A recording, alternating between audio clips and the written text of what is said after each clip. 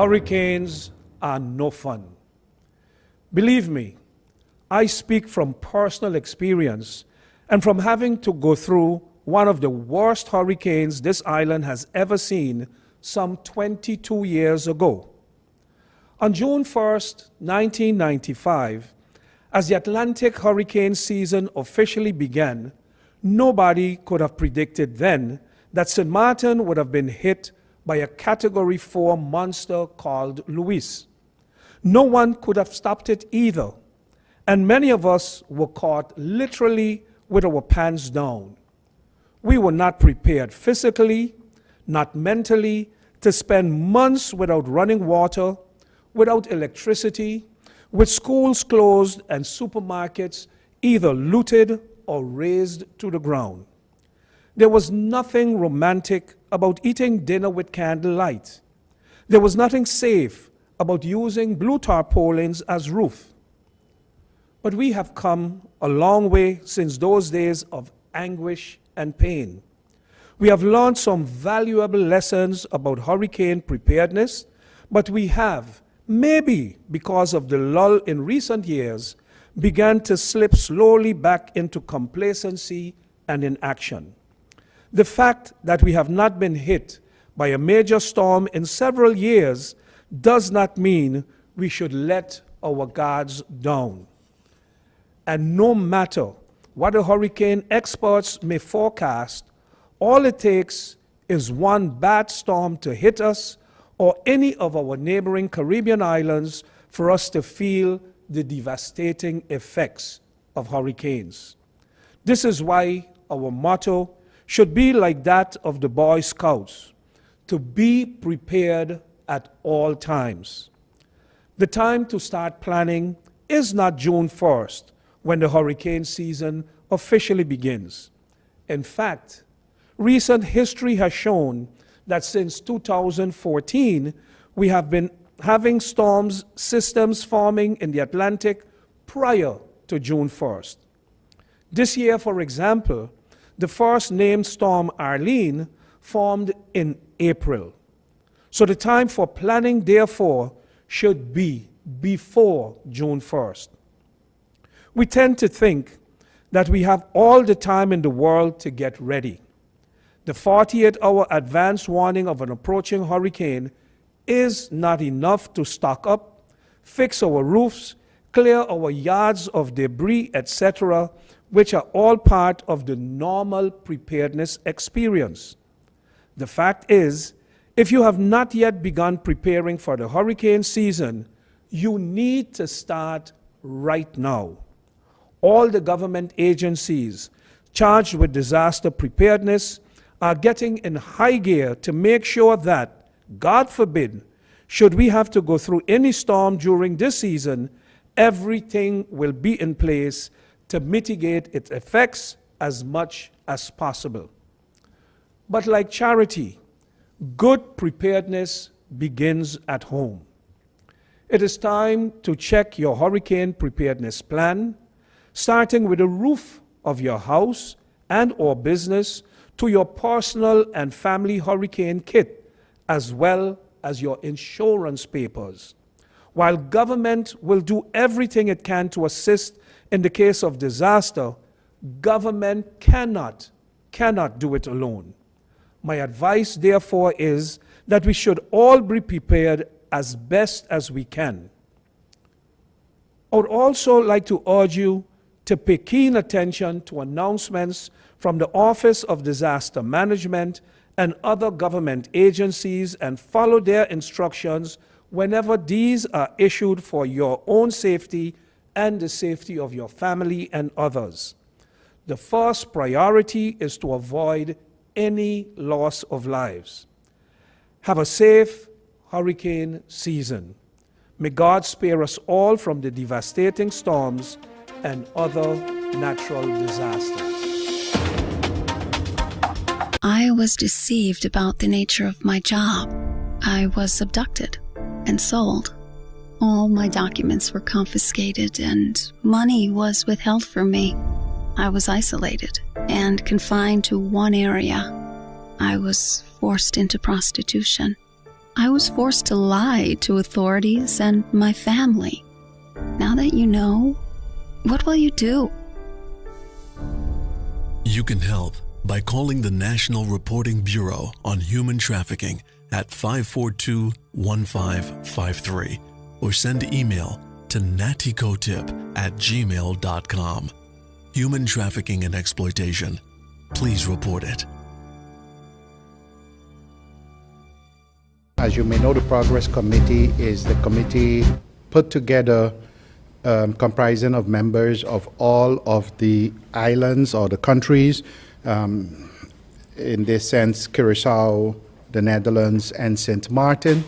And the task of that committee was to review and evaluate the progress on the plans of approach that were put in place 10-10-10. St. Martin still has 2 plans of approach to finalize, the one of the prison and one of the police that we are working on. I'm pleased to say that considering the contents of all the previous reports, that this is a report to be a bit optimistic about. This report covers the period, the first quarter of 2017, so from January 1st to April 1st of 2017. I'll just give a few highlights in the report. First of all, as you know, that I think since 2014, St. Martin had no member on the Progress Committee. My colleague, Minister Gibson, prior to becoming a minister, was the St. Martin member on the committee. And after that, no one has been nominated or proposed to be a member. Something that the committee wrote about in different of their reports. When taking office, I promised that one of the first things that I would do would be to appoint a suitable candidate. And in doing so, I have nominated Mr. Jason Rogers, a highly respected young St. Martin attorney for that position, and his name has been forwarded to the Minister of King Young Affairs, Minister Plastek, for the official appointment on the committee. The committee in this report lauded the fact that finally that was done. So that was the first thing. The other thing, the committee said after many months of pushing and trying to get some decisions on decision-making level taken, it is pleased to say that the action plan that was prepared sometime last year, coming out of a conference, was now approved by the Council of Ministers. What I did also with that, I mentioned in several press briefings that I'm not going to reinvent the wheel. There are so many reports that were written and by all kinds of experts. And what we did, we took that action plan, we looked at it and we actualized it. We brought it up to date with the present situation. And that action plan I presented to the Council of Ministers, and the Council of Ministers approved it. This also is one of the points that the Progress Committee felt pretty good about, and said that it showed some seriousness of the government in tackling the problems at hand. The part in the report that I feel most proud about is when the committee comes to the island to meet with different stakeholders. And one of the stakeholders is our Prime Minister. And in that meeting with the Prime Minister, the committee mentioned that the Prime Minister was very positive and indicated his full support to the Minister of Justice in executing the plans that he has. So that is a nice start. So thank you, PM, for that additional support. There are naturally issues that are still not resolved. And one of them are the function books, the police, the Landsrecherche, the prison. These function books are still not finalized. While I recall then as a citizen, there were many celebrations ending last year about signing up of documents and the function books, etc., etc. Well, the fact is they're not finalized. And I'm doing everything humanly possible to have these things finalized. If you read one of the daily papers today, if I'm not mistaken, the Herald, that I saw, mentioned about another court case that was lost. No one likes losing. But when we look at the issue at hand, the matter at hand, it has to do with civil servants, it has to do with workers, and those who know me know that my background is in labor. For years, most of my adult life, I've been fighting for fairness for workers, and it will not be so that under my watch that there would be workers who would be treated unfairly. Unfortunately, all of these things happened before I took office. But now is not passing the buck. It's my responsibility, and I would take care of that responsibility. Some of these cases were already ongoing, and unfortunately, you cannot just pick out this one I'm going to do and that one I will not do. So there is an approach. As right after this meeting, as a matter of fact, there is a meeting with the officials within the ministry, the personnel officials, where we would, I would meet with them to have a plan put in place how we would tackle all of these problems, and they are a lot. I was deceived about the nature of my job. I was threatened with violence. I worked excessive days and hours, and money was withheld from me. My boss has no respect for the labor laws. All my documents were confiscated as I was confined and isolated. Now that you know, what will you do? You can help by calling the National Reporting Bureau on Human Trafficking at 542-1553 or send an email to nattycotip@gmail.com. Human trafficking and exploitation. Please report it.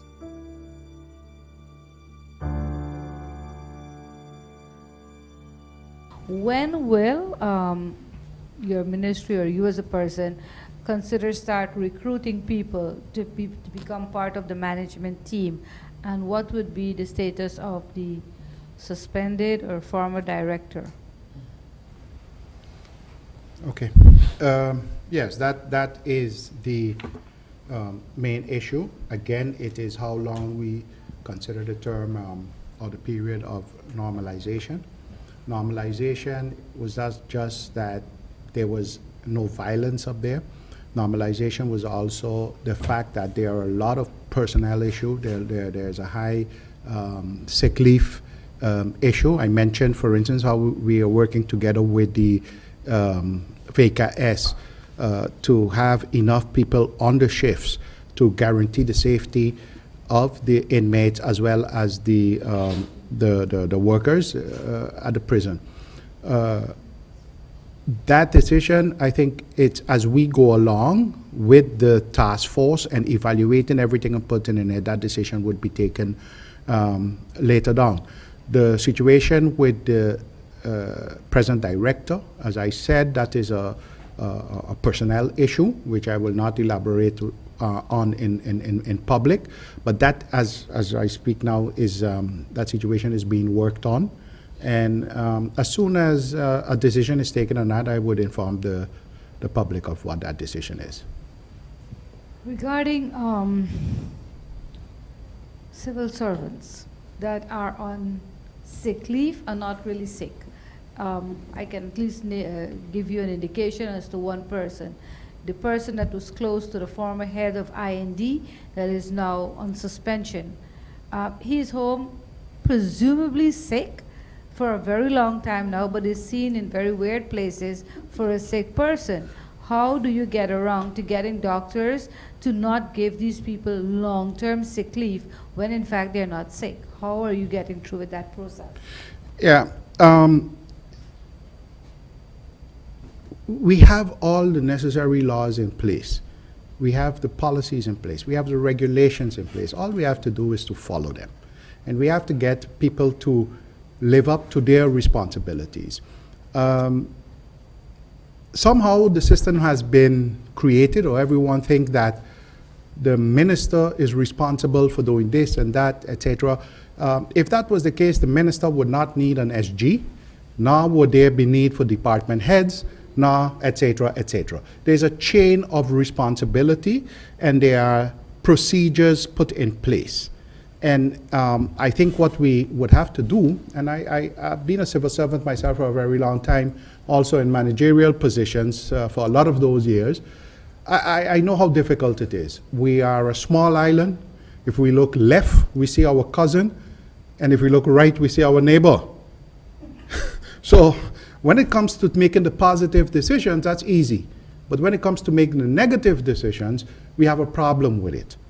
And I think what we would have to do is to realize that we have a function, and when we look left, we should not see our cousin, we should see the function that our cousin has. And when we look right, we should not see our neighbor, we should see the function that our neighbor has, and be able to objectively analyze how they're carrying out their tasks. That's one. Secondly, it is an issue with, and I'm not throwing blames, but that is general, not only in government, but in the private sector. You would hear from one side that folks too easily get a sick leave from the doctor. Now, I'm not a doctor. I cannot judge whether someone is really sick or not. And let's not be mistaken. Being sick doesn't mean to say you have to be lying on bed, die, that you can't walk. Okay, there are different stages of that. What has to happen is that in cases of doubt, or depending on how long the sick leave is, that a re-evaluation by an independent team of doctors take place. The law allows for that. And that is what is being organized. And if someone is found fit to work and still do not come out to work, the law also says what the consequences can be.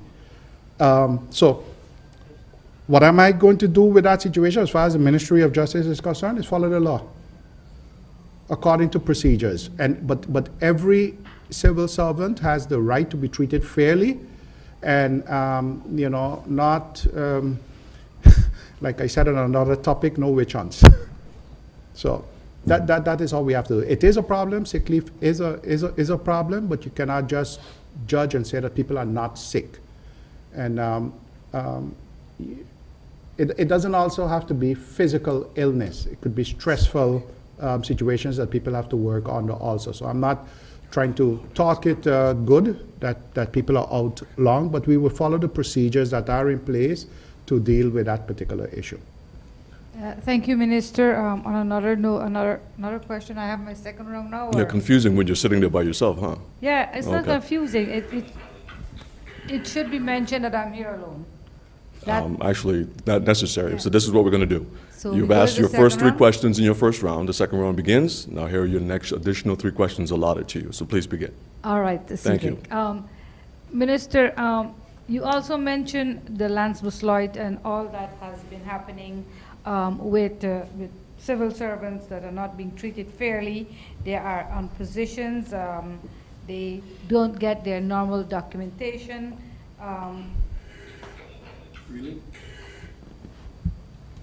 They're not getting their documentation. They're not getting what is due to them, so that they can function properly. What I'm asking you, you said yes, there are lots of government, there this and that, and all of these things that are happening, and paperwork were not done. Ministers change. The civil servant, department heads remain the same. Who is actually responsible for having the LBs and all of that in place? The last time 12 cases were law, government, you have to fix, and now again one yesterday. Who is responsible for that? You know, at this stage, what I'm interested in is fixing the problem, not really looking at who is responsible or who did not do what they're supposed to do. Going forward, one, making sure that's what I said a while ago, people have to be held responsible for carrying out a task the way they're supposed to be doing it. There are a lot of circumstances that could be said in favor or against any side as it stands now. You mentioned one of them.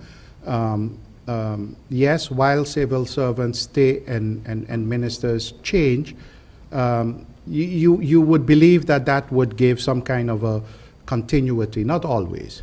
The fact that sometimes ministers change often also means that the new minister comes in and wants to do things totally different than the first minister, and then you have to start all over again.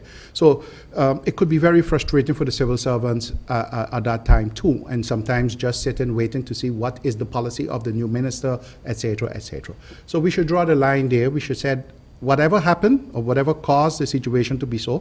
Fact is that since 10-10-10, there are folks working in positions who do not have the necessary documents for those positions. There were folks who were promised that they would get a particular training. They could not get the training, etc., etc. So those things have to be taken care of, irregardless to who is at fault. So that is the priority.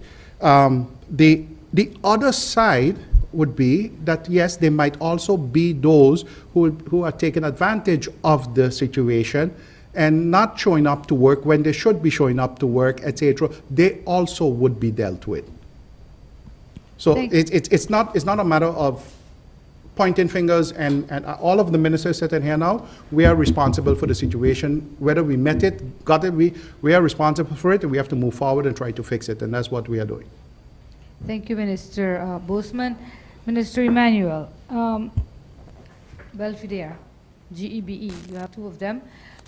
The situation at Belvedere seemingly is getting worse. Up to last night, I understood that all those tenants, homeowners that have problems and that are not getting satisfaction, if I may say that, because some of them said that they went to your cabinet, they met with you, but basically because this is a foundation, you told them that government can do nothing. So they were there last night, they gathered there, they're speaking out.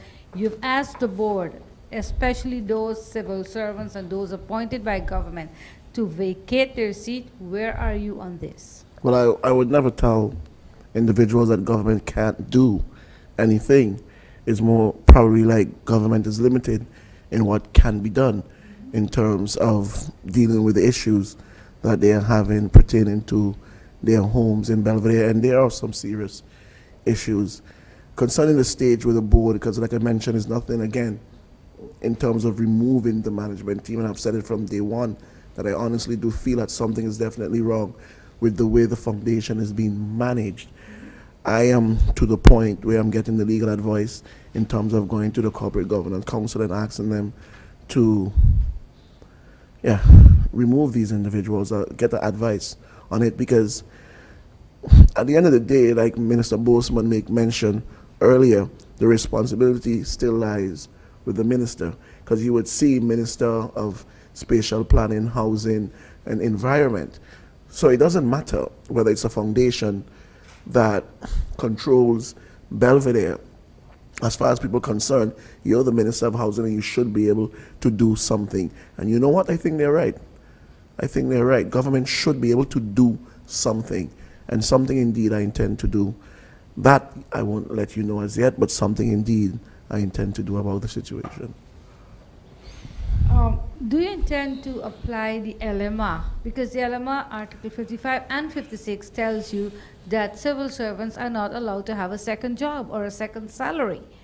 Are you going to use the LMR to at least get these people to understand that you need them out and they are not allowed by law to do that? But is that what the LMR really states? Because I know about the 55 and 56, but how you mentioned it a while ago, is that exactly what it states? I don't know, but that's it. Thank you very much. I don't think that's what it said exactly, that they are not supposed to. As a matter of fact, it's open for interpretation. You know, so again, like I mentioned earlier, when you asked that question, I think last week or the week before, I'm into a situation that I met that way. And if it was the case that is not supposed to be so, I am believing that something would have been done about it a very long time ago.